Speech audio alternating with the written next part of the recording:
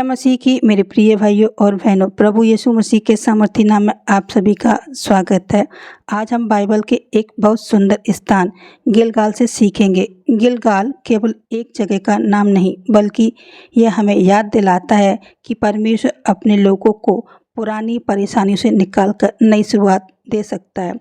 यहोशू 4 का 19 और 20 में लिखा है, इस्राएली यरदन पार करने के बाद गिलगाल में डेरा डालते हैं और वहां उन पत्थरों को खड़ा करते हैं जिन्हें उन्होंने यरदन से उठाया था। इस पत्थरों का उद्देश्य था, जब आने वाली पीढ़ी पूछे इन पत्थरों का क्या अर्थ है, तब उन्हें बताया जाए कि परमेश्वर ने अपने लोगों के लिए यरदन का मार्ग खोल दिया था। पहला संदेश, परमेश्वर के काम को मत भूलिए। कई बार जब परमेश्वर हमारी समस्या को दूर कर देता है तो हम कुछ समय बाद भूल जाते हैं कि उसने हमारे लिए क्या किया। लेकिन गिलगाल हमें सिखाता है कि परमेश्वर की पिछली विश्वासयोग्यता को याद रखो। जिस परमेश्वर ने कल रास्ता बनाया था वही आज भी तुम्हारे साथ है।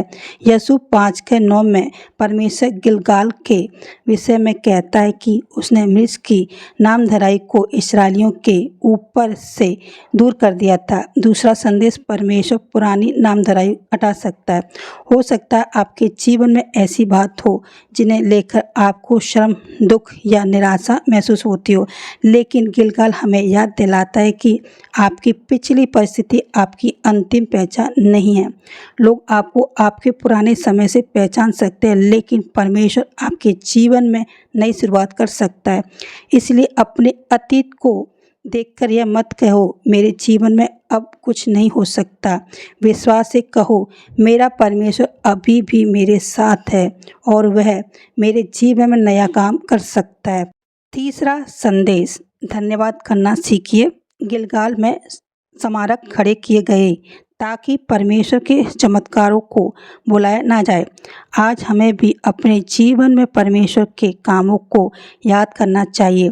जब रास्ता बंद था उसने रास्ता बनाया, जब हम कमज़ोर थे उसने संभाला, जब हमें समझ नहीं आ रहा था कि आगे क्या होगा तब भी वह हमारे साथ था। इसलिए आज अपनी परेशानी से ज़्यादा परमेश्वर की सामर्थ्य को देखिए। मेरे भाइयों और बहनों, गिलगाल हमें यही संदेश देता है, परमेश्वर ने जो किया उसे याद रखो, अपनी पुरानी नामधराई में मत अटको और विश्वास के साथ आगे बढ़ो। हो सकता है आज आपके जीवन के किसी यरदन के सामने खड़े हो और आपको रास्ता दिखाई ना दे, लेकिन याद रखिए, जिस परमेश्वर ने इस्राएलियों के लिए यरदन में रास्ता बनाया वह आज भी सामर्थ्य है। चलिए अभी हम छोटी सी प्रार्थना करते हैं इन वचनों के जरिए जो आपने गिलगाल से सीखे। हे ईश्वर के पिता परमेश्वर, हम आपका धन्यवाद करते हैं कि आपने हमारे जीवन में अब तक हमें संभाला है। हमारी पुरानी परेशानियों, दुखों और नामधराई को अपने हाथों में ले लीजिए। हमें अपनी पिछली भलाई को कभी ना भूलने दें। जहाँ रास्ता बंद दिखाई देता है वहाँ हमें विश्वास दीजिए। हमारे जीवन में नई शुरुआत कीजिए और हमें अपनी इच्छा के मार्ग पर चलाएं। हमारा विश्वास मजबूत कीजिए और हमें हमेशा आपकी सामर्थ पर भरोसा करना सिखाएं। यीशु मसीह के नाम में हम प्रार्थना करते हैं, आमीन। आप सभी को जय मसीह।